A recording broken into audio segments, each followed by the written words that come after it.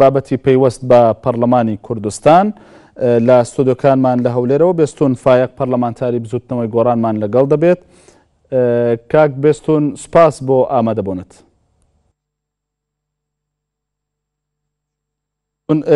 بەو پرسیارە دەست پێ دەکەم دیارە لە ئێستادا قسە هەیە لەسەر لەوەی ئەوەی کە ئەو لیژنەی پێکێنراوە لە پاش کۆبوونەوەی بەرزانی لەگەڵ لایەنە سیاسەکاندا چەند پێشنیازێکیان هەیە بۆ لایەنە سیاسەکان بە دیاریکراوی بۆ بزوتنەوەی گۆڕان و کۆمەڵی ئیسلامی کوردستان. ئەویش بابەتێکیان گەڕاندنەوەی سەرۆکی پەرلەمانە بۆ سەرکارەکەی، هەروەها گەڕانەوەی وەزیرەکانی گۆڕانە بۆ سەرکارەکانیان لە حکوومەتی هەرێمی کوردستان. پەیوەست بە گەڕانەوەی سەرۆکی پەرلەمان هیچ زانیاریەکتان هەیە؟ بەڵێ سڵاو بۆ ئێوە بۆ بینرانی بەڕێز. ئەوەی کە من دەزانم لە کۆبوونەوەکە ئەو لیژنەیان ئەو کۆمیتە پێکهاتووی کە لە کۆبوونەوەی هەفتەی ڕابردووی پارتە سیاسیەکانی کوردستان بڕیار لە پێکێنان و دروستکردنی درا، ئەوان پێشنیاری گەڕانەوەی سەرۆکی پەرلەمانیان بە کۆمەڵێک مەرجەوە خستۆتە بەردەم، بە تایبەت بزوتنەوەی گۆڕان ئەوەندەی کە من ئاگادار بم و لەو کۆبوونەوەیدا نەگەیشتوونەتە ئەنجامێکی ئەو تۆ کە لەوێدا بڕیار لەسەر گەڕانەوەی سەرۆکی پەرلەمان بدرێ. ئەو لیژنەیەیان ئەو کۆمیتەیە کە دروست کرا ئەو کات لە کۆبوونەوەی پارتە سیاسیەکاندا لە میدیاکانەوە وا باسکرا لە ڕاگەیاندنی کۆبوونەوە ڕاگەیاندراوی کۆبوونەوەکەشدا وا باسکرا کە هەموو سڵاحەتێکی هەیە بە گەڕانەوەی سەرۆکی پەرلەمانیشەوە، بەڵام پێدەچێ ئەو سڵاحەتەیان نەبێیان ئیشکالێک لەگەڵ ئەو جیاوازی تەناقوزێک لەگەڵ بەیاننامەکە و کاری لیژنەکە هەبێت، چکە ئەو کات ئەو کۆبوونەوەیە بڕیاری دەسەڵاتی تەواوی هەبێەوە. بڵێ ئەو کات لە کۆبوونەوەی پارتە سیاسیەکان کە لە مەسیف سڵاحەدین بەڕێوە چوو بڕیاری ئەوە درابوو کە ئەم لیژنەیە دەسەڵاتی تەواوی هەبێ بە گەڕانەوەی سەرۆکی پەرلەمانیشەوە، بەڵام ئەوە تا لیژنەکە دەچێتە لای گۆڕان و دەچێتە لای کۆمەڵی ئیسلامی و هێشتا بڕیاری ڕسمی و کۆتایی گەڕانەوەی سەرۆکی پەرلەمانی نەداوە. من بۆ خۆم قەناعەتم وا بوو کاک کارزان گەڕانەوەی سەرۆکی پەرلەمان و کاراکردنەوەی پەرلەمان ڕەنگە پێویستی بە سەردانکردنی گۆڕان و کۆمەڵی ئیسلامیش نەبووایە، دەکرێت بە یەک قەرار بە یەک تەلەفۆن بە یەک دقیقە بڕیار لە گەڕانەوەی سەرۆکی پەرلەمان بدرێ. گەڕانەوەی سەرۆکی پەرلەمان و کاراکردنەوەی پەرلەمان ئەم کات کوشتن و ئەم سەردان و ئەم لیژنە دروستکردن و ئەوانەی ناوێ ئەگەر بڕیار وایە نیەتی فعلی هەیە بۆ کاراکردنەوەی پەرلەمان و گەڕانەوەی دکتۆر یوسف با کۆبوونەوە و ڕێکەوتنی نێوان لایەنەکان ئەم بابەتە بکرێ باشتر نییە لەوەی وەک تۆ دەڵێی بە تەلەفۆنێک سەرۆکی پەرلەمان بگەڕێتەوە سەرکارەکەی؟ ئالێتی کارپێکردنەوەی پەرلەمانی کوردستان و گەڕانەوەی سەرۆکی پەرلەمان کۆبوونەوە و کاتکوشتن و ئەم مەسائلە ڕۆتینیانەی ناوێ کە بەداخەوە سیاست و عملی سیاسی لە کوردستان لە دوای ساڵی 91ەوە بەدەستێەوە ئەناڵێنێ. ئەوەندە کۆبوونەوە کراوە، ئەوەندە قسەی ئەملاو ئەولا کراوە لەسەر تەوەرێک کە پێویستەکە لە تەوقیتێکی دیاریکراودا ئەو بابەتەیەک لا بکرێتەوە کە چی دەبینی لەسەر هەندێک مەسائلی ورد بە کات کوشتن ئەو بابەتە گرنگانە دواخین. قسەکەی من لەوەیە کاراکردنەوەی پەرلەمان دەکرێت پەرلەمان کاری خۆی بکە و دواتریش لایەنەکان بەردەوام من لەو توێژەکانی خۆیان ئەو ناکۆکیانی کە هەیان بۆیان ئەو بابەتانی کە جێی خلافیان بووە دوای گەڕانەوەی پەرلەمان و دوای دەست بەکاربوونی پەرلەمانیش دەتوانن مناقەشەی ئەوە بکەن. جەناب دەزانی کاک کارزان ئێستا دۆخی هەرێمی کوردستان لە زۆر کات هەستیارتر و پێویستدارترە بە پەرلەمانی کوردستان. هەر ئێستا ئەم هەموو قەیرانی کە هەمانە هەمویان پێویستیان بە یاسا و بە بڕیاری پەرلەمان هەیە لە سەروی هەمووشەوە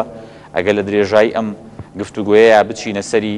مەسلەی ئەو پارانەی کە قسە دەکرێ و قسە هەیە لە دەرەوەی هەرێمی کوردستان لەلایەن حزب و کەسایەتی و کۆمپانیەکانی حزبەکانەوە دەستیان بەسەردا گیرابیان برابێتنە دەرەوە. هەموو ئەمانە بڕیار و یاسا و دانیشتنی پەرلەمانیان پێویستە، بۆیە کاراکردنەوەی پەرلەمان و گەڕانەوەی سەرۆکی پەرلەمان من بۆ خۆم قەناعەتم وایە ئەو هەموو کۆبوونەوانی ناوێ. باشە، ئەگەر بەدەست ئەم لیژنەیە نەبێت کە ئەم کۆمیتەیە نەبێت کە پێکاتوە کەواتە ئەم بڕیارە لە لای چێ دەتوانێت بڕیاری گەڕاندنەوەی سەرۆکی پەرلەمانیان کاراکردنەوەی پەرلەمان و گەڕانەوەی وەزیرەکانی گۆڕان بدا؟ بەڵێ جارێ با بگەڕێنەوە بۆ ناوەڕاستی مانگی دە کە کێوای لە پەرلەمان کرد و کێوای لە حکوومەت کرد، هەر ئەوانە بێگومان دەسەڵاتی بڕیاردانی گەڕانەوە و کاراکردنەوەی پەرلەمانیان هەیە بە دەرەجەیەک، بەڵام ئەوەی ئێمە بیستمان کاک مەسعود سکرتێری پارتی دیموکراتی کوردستان لە کۆبوونەوەی پارتە سیاسیەکانە ئەم لیژنەیەی تەحویل کردووە و دەسەڵاتی ئەوەی پێداون هەر قەرارێک ئەمان بیدەن ئەوان پابەند دەبن پێوەی کەواتە ئەم لیژنەیە دەتوانێت ئێستا دەیتوانی هەر ئەو کات و دوای یەکەم کۆبوونەوەی خۆیان بڕیار لە گەڕانەوەی سەرۆکی پەرلەمان و تەفعیلکردنی پەرلەمان بدەن بۆیە دەڵێم جیاوازی لە بینی قسەکانی ئەو کۆبوونەوەی و ڕاگەیاندراوەکەی ئەو کۆبوونەوەی و هەڵوێستی لیژنەکەدا هەیە چونکە ئەم لیژنەیە قەرار وا بوو دەسەڵاتی کاراکردنەوەی ئەسڵەن خۆی ناوی کۆمیتەی کاراکردنەوەی پەرلەمانە باشە بەزاخر خۆ لیژنەکەش بە گۆڕان و کۆمەڵی وتووە کە دەگەڕێنەوە بۆ کۆبوونەوە لەگەڵ بارزانیدا دواتر وەڵامیان پێدەدەنەوە واتە وەڵام دەدەنەوە بە بزوتنەوەی گۆڕان و کۆمەڵی ئیسلامیش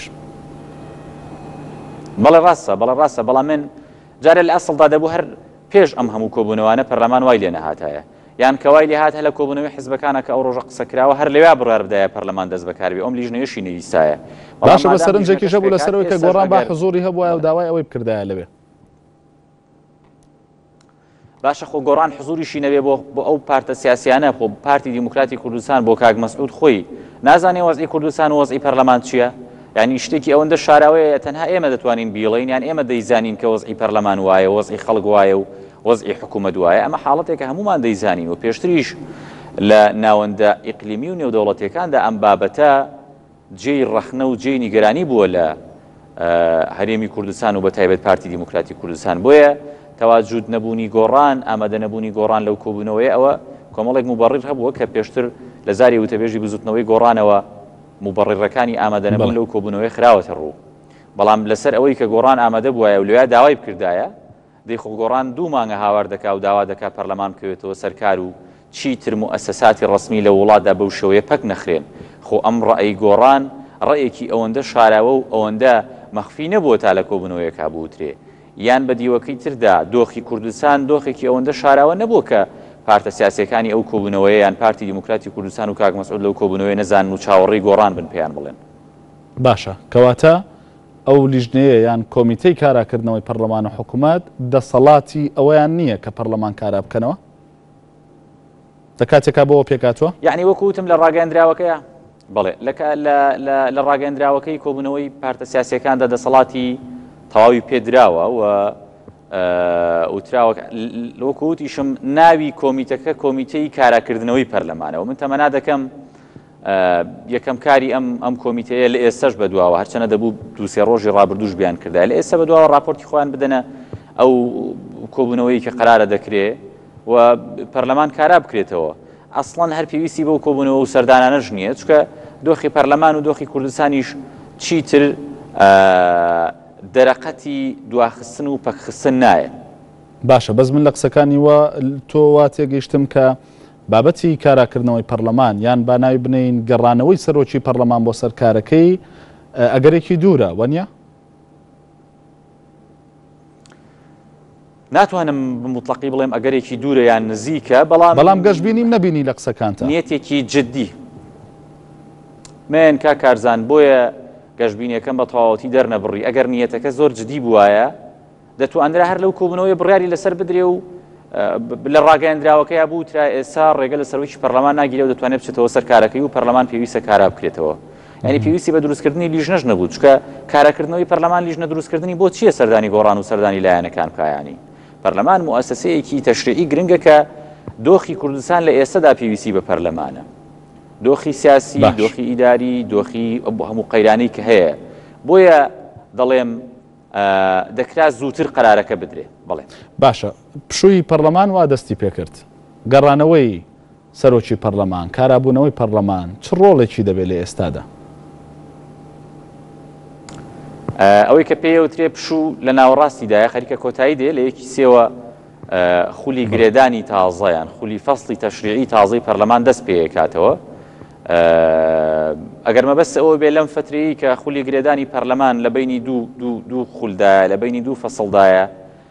پشووە و ئەگەر ئێستا پەرلەمان کاراش بکرێتەوە چی پێدەکرێ مەبەست ئەوەیە بەدڵنیاییەوە جارێ دیوێکیان دیوێکی معنەویە هەرێمی کوردستان ئێستا سەرباری قەیرانە دارایەکە کە قەیرانێکی سەختە ئەرک و باری سەرشانی هاوڵاتیانی کوردستانی زۆر قورس کردووە قەیرانە سیاسی و ململانێ سیاسیەکان و پەک خستنی دامەزراوە گرنگەکانی وڵاتیش ئەوەندەی تر ئەرکی سەرشانی خەڵکی کوردستانی قورستر کردووە لانی کەم لە ڕووی نەفسیەوە نائارامیکی لە نێو هەمومانە دروست کردووە کە قەیرانەکە چەند کاریگەری هەبووە کاریگەریەکەی ئەمەش کەم نییە بۆیە دەست بەکاربوونەوەی پەرلەمان و گەڕانەوەی سەرۆکی پەرلەمان بۆ خۆی لە ڕووی نەفسیەوە لە ڕووی مەعنەویەوە ئەمە هەنگاوێک دۆخی ناجێگیر و نائارامی هەرێمی کوردستان دەباتە پێشەوە خۆ هەموو ئەو بابەتە گرنگانەشی کە ئێستا جێی بایەخی خەڵکی کوردستان و حکوومەتیشن و قەرارە پرۆژەی چاکسازی و ئەوانە ڕابگەیەندرێ پەرلەمان دەتوانێت لە نێوان دوو فەسڵی گرێدان ئەوەی کە پێی دەوترێ پشوو دابنیشێ و یاسا و بڕیارەکانی خۆی دەربکە واتە ئەم مانگە ئەگەر پەرلەمان دەست بەکاریش بێتەوە و بۆ ئەو حاڵەتە گرنگانی کە بیەوێ و پەرلەمانتاران و سەرۆکایەتی پەرلەمان بەلایەنەوە گرنگ و جێبایەخ بێ دەتوانرێت کۆبوونەوەی لەسەر بکرێت باشە ئەگەر سەرۆکی پەرلەمان گەڕایەوە سەرکارەکەی خۆی و پەرلەمان کارا بۆەوە ئەو کات بابەتی پرسی سەرۆکایەتی دەهێننەوە بەرباز لە پەرلەمانەوە یعنی ئەگەر ڕێی شخصی خۆمت دەوێت ئەوە دەیڵێم ڕێی ڕسمی بزوتنەوەی گۆڕانش بێگومان لە زاری وتەبێژی بزوتنەوەکەەوە بێگومان دەوترێ بەڵام بەلای منەوە پرسی سەرۆکایەتی هەرێمی کوردستان پرسێکی بەسەرچوو نییە پرسێکە تا ئێستش لە گۆڕێدایە و پێویستە بەسەرمانە تێنەپەڕێ چکە مؤسسەی سەرۆکایەتی هەرێمی کوردستان بە پێ و دەسەڵاتانەی کە هەیەی ئەوەپی یاسا کارپێکراوەکەی تا ئێستش مؤسسەیەکی گرنگە شخصی سەرۆکی هەرێمی کوردستان کۆمەڵێک دەسەڵاتی گرنگی هەیە بە تایبەت بۆ ئێستای هەرێمی کوردستان و بۆ خۆشتان دەزانن دۆخی هەرێمی کوردستان و گۆڕانکاریەکانیش لە مەنتیقەکەدا یعنی دەمەوێت بڵێم ئەو مؤسسەیە و پرسی قانونی ئەو مؤسسەیە پرسێکی ئەوەندە ئاسان و سادە نییە کە بە تەواوەتی بە سەرمانە تێپەڕێ و سەرۆکی پەرلەمان گەڕایەوە ئەو بابەتە لەبیر بچێتەوە دەکرێت باب جارێکی تر بەڕێکەوتنێکی سیاسی لە چوارچەوەی پرۆژەیەکی یاسا کۆنەکە تەقدیم کراوە کۆنەکەیان پرۆژە یاسایەکی تازە بە جۆرێک لە جۆرەکان معالەجەیەک بۆ پرسی سەرۆکایەتی هەرێمی کوردستان بدۆزرێتەوە چکە ئەو پرسە وەکو خۆی ماوە و ویلایەتەکە لە بۆ خۆتان دەزانن لە کۆتاییەکانی ساڵی ڕابردووە کۆتایی هاتووە و ئێستا بە پێی قانونە کارپێکراوەکان ئێمە لە فەراغی قانونیدا دەژین باش لە ئێستادا دیارە وازەحە کە لە هەرێمی کوردستان لە قەیرانێکی دارایی قوڵدایە و دۆخی هاوڵاتیانی هەرێمی کوردستانیش دۆخێکی باش نییە بە وتەی هەموو لایەنەکان و ئەوەی کە لە واقعیشدا دەبینرێ حتمەن بەڵام هەواڵێکمان هەبوو و ئێستا بەڵگانی کە لە بەردەست مندان جێگری سەرۆکی پەرلەمانی کوردستان داوای کردنەوەی دەرگای وەرگرتنی قەرزی بێسوود دەکات هاوکات سەرۆکی لیژنەی دارایی و کاروباری ئابووری و بەرهێنانیش پشتگیری لەم داوایە کردووە ئەمە لە کاتێکە کە خەڵک دەنگی بە ئێوەدا ئێوەی ناردە پەرلەمان بۆ ئەوەی خەمیان بخۆن بەڵام بەپێی ئەمە بێت زۆرتر وا دەردەکەوێ ئێوە خەمی خۆتانە زۆرتر وەنیە؟ نانا ئێمە خەمی خۆمانمان نییە جارێ ئەوە ئێمە ئەو نووسراوە ئێمە نەمان کردووەکو پەرلەمانتاران ئەوە لە سەرۆکایەتی پەرلەمان و لە نووسنگەی کاک جعفەر ئیمینێکی جێگری سەرۆکی پەرلەمانەوە دەرچووە و من ئاگاشم لێ نییە لە کەناڵە بەڕێزەکەی جەنابتانەوە پێشم بەرنامەیە بینیم و لە تۆڕە کۆمەڵایەتەکان بینیم حاڵەتێکی زۆر خراپەوە بەڵێ لای جەنابیشتان بینیم حاڵەتێکی خراپەوە پێویست ناکات لەم کاتەدا و لە کاتەکانی تریشدا پێویستمان بەو جۆرە لە تەخشان و پەخشان نییە لە مؤسسەی پەرلەمانی کوردستان و لە هەر مؤسسەیەکی تر جارێکی تر تەکی دەکەمەوە ئەوە دوور و نزیک نە ئێمە ئاگامان لێیەتی و نە من بیستوشمە لە پەرلەمان تەنها نووسراوەکەم بینیوە کە لە نووسنگەکەی کاک جعفەرەوە دەرچووە واتە پەرلەمانتاران بە تایبەت ئێمەمانان ئاگامان لێ نییە نازانم چۆن کراوە و کاک جعفەر چۆنە بڕارەی دەرکردووە هاوڕەکانتان لە لیژنەی داراییش ئاگاداری نین؟ چونکە سەرۆکی لیژنەکە دەڵێت بەشێکی زۆر لە ئەندامانی لیژنەکە لەگەڵم بابەتەدان ئەوەی من بزانم برادەرەکانی ئێمە کەس ئاگاداری نییە و پشتگیری هیچ هەنگاوێکی لەو زۆرەش ناکە بە تایبەت لە دۆخێکی وەک ئێستادا جەنابیشتان دەزانن کە لە ماوەکانی ڕابردووشدا ئەم مەسائیلی پارە و پارەبەخشینەوە و پارە یعنی سەرفکردنی پارە لە ڕێگەی جۆرا و جۆرەوە یەکێک بۆ لە داواکانی ئێمە لەم فراکسیۆنە و لە فراکسیۆنەکەی پێشوشمان و لە میدیاکانیشەوە زۆرترین تەرکیزی ئێمە لەسەر ئەوە بوو بۆیە ئێمە بە پێویستی نازانین باشە کەواتە چۆن ڕەتی دەکەنەوە بابەتێکی لەم جۆرە چۆن وا دەکەن کە نەچێتە سەر یان ئەگەرەوەندە خراپ بێ وەکو تۆ ئاماژەت پێکرد ئەوەندەی من دەزانم کا کارزان ینی دەکرێت هەفتەی داهاتوو متابعی زیاتر بکەین وەکو وتم نووسراوێکە لە نووسنگی کاک جەعفەرەوە دەرچووە دەبێ متابعە بکەین بزانم هیچ پەرلەمانتارێک وەری گرتووە هیچ پەرلەمانتارێک داوای کردووە کێ داوای کردو دەکرێت ئێوەش وەکو میدیا متابعی بکەن و بە دوواداچوونی بکەن بەڵام ئەوەی دەزانم ئێمە دژی ئەو جۆرە تەسەڕوفەین و ڕەتی دەکەینەوە و هیچ برادێکی ئێمە داوایەکی لەو جۆرەی نەکردو بە هیچ شێوەیەک. باشە کاک بەسوون لە ئێستادا حکوومەتی هەرێمی کوردستان هەنگاوەکانی بۆ چاکسازی دەست پێ کردووە و ئەوەی کە ئێستا تاوەکو ئێستا ڕاگەیەندراوە کەمکردنەوەی موچەی بەشێک لە فەرمانبەرانە یاخود هەموو فەرمانبەرانە بەڵام بە ڕێژەی جیاواز یان نەکەمکردنەوە ناوی لێنراوە پاشەکەوتکردن واتە پاشەکەوتکردنی ڕێژەیەک لە موچەی هەرێکێک لە فەرمانبەرەکان بە پێی پلە وەزیفەکان حتمەن تا چەند ئەم بابەتە بابەتێکی گونجاوە بۆ تێپەڕاندنی ئەم قەیرانی کە ئێستا هەرێمی کوردستانی گرتوتەوە بە تایبەت لەسەر ژیانی فەرمانبەران دەمەوێت بزانم تا چەند حاڵەتێکی ئاساییە. هیچ حاڵەتێکی ئاسایی نییە و هیچ گونجاویش نییە بەڕای من چکە لە ماوەی ئێستا تا دوو-سێ مانگی ڕابردوو حکوومەتی هەرێمی کوردستان زۆر خۆی تەنگەتاو کرد بوو ئەنجومەنی وەزیران و هێنانی خەبیری بیانی و وەرکشۆپ و سیمینار و یعنی تەسەورمان دەکرد کۆمەڵێک ئیسلاحی زۆر گرنگ کۆمەڵێک بابەتی زۆر ڕیشەیی کە ئەوانە خۆرەی موچە و بارگرانی ئەو وەزعەن کە لەسەر موچەخۆرانی کوردستان دروست کراوە دەست بۆ ئەوانە ببرێ بەڵام بەداخەوە حکوومەت لە ماوەی 3 مانگدا وەرکشۆپی کرد و خەبیری هێنا و هات و چوو جگە لە موچە و لە چوارچێوەی موچە هیچی تری پێ نەکرا واتە هەموو گۆڕانکاریەکان هەموو ڕێوشوێنەکانی تێپەڕبوون و ڕوبەڕووبوونەوەی ئەم قەیرانە لە چوارچێوەی کەمکردنەوە و بڕین و خۆیانوتنی پاشەکەوتکردنی موچەی فەرمانبەرانی کوردستاندا سوڕایەوە پێشتر بڕیاری نیوموچەیی درا بەڵام ئێستا تا ڕادەیە ڕەنگە نیوموچەیەکە باشتر بووە چکە بەشێکی زۆر لە فەرمانبەران ئێستا زیاتر لە نیوی موچەکانیان لێ دەگێڕدرێتەوە لە کاتێکە ئێمە وەکو فراکسیۆنی گۆڕان وەکو بزوتنەوەی گۆڕانیش خەڵکیش هەموو دەزانێ پێمان وا بوو کۆمەڵێک ڕێوشۆنی تر هەیە کە دەتوانێت بەشی ئەم بڕینەیان ئەم پاشەکەوتە زیاتر بۆ حکوومەتی هەرێمی کوردستان و بۆ خەزانەی حکوومەت بگەڕێنێتەوە لە ڕێگەی چەند بڕیارێکەوە مەسەلەن دەستبردن بۆ بڕینی موچە نایاسایەکان کە ژمارەیەکی زۆر لە بەرپرس و لە کەسایەتی و لە کادری جۆراوجۆری حەزب بە پلەی بەرز خانەنشین کراون ژمارەیەکی زۆر لە هەرێمی کوردستان لە موسسەکانی هەرێمی کوردستان موسسە باڵاکان خەڵک بە پلەی جۆراوجۆر دانراون کە سیفەتەکانی ئەو پۆسانەیان تێدا خەڵکی ناو گۆڕانیشەوە کاک بێستون جەنابتان دەزانن خەڵکی نەخێر ناو گۆڕان کەمترینی تێدایە بەڵام ئەگەر گۆڕانیش تێدایە بەوانەی گۆڕانیشەوە بەڵام ئەوانەی گۆڕان ڕەنگە سەتایەکیش نەبن ئەگەر هەبن ژمارەیەکی زۆر پاسەوان هەیە ژمارەیەکی زۆر ڕۆژێ لە ڕۆژان وەزیر بوو بێ یان پۆستێکی فەرمی حکومی هەبوو بێ نەمبیستووە بەڵام ئەگەر لە گۆڕانی شاتیایە بێگومان ئەوانەی گۆڕانیش بگرێتەوە خۆ نەمانوت و ئەوانەی گۆڕانیش بەدەربن بەڵام من نەمبیستووە کە خەڵکی گۆڕان هەبوو بێ و مستحق نەبوو بێ و مخالفەی قوانین خانەنشین کرابێ ئاجا قسەکە ئەوەیە کاک کارزان ئەنی دەکرا دەست بۆ ئەو دۆسیانە ببرێ باشتر بوو لەوەی کە دەست بۆ بڕین و پاشەکەوتکردنی موچەی فەرمانبەران ببرێ خراپترین خاڵی ئەم بڕیارەی حکوومەت بۆ دەستکاریکردنی موچە هیچ گرنتیەکی قانونی و گرنتیەکی استراتیژی نییە بۆ دانەوەی ئەم پارەیە باشە حکوومەت ئەڵێ من پارەکەم پاشەکەوت کردووە 4 مانگی کۆتایی ساڵی ڕابردووی موچەخۆرانیش لە لای حکوومەتی هەرێمی کوردستانە ئەوە ئەگەر هەر 4 مانگەکە وەرگرین زیاتر لە 3 ملیار دۆلارەکە ئەمەش ئەگەر بەو نیوەیە ساڵانە نزیکەی 4 بۆ 5 ملیار دۆلارەکە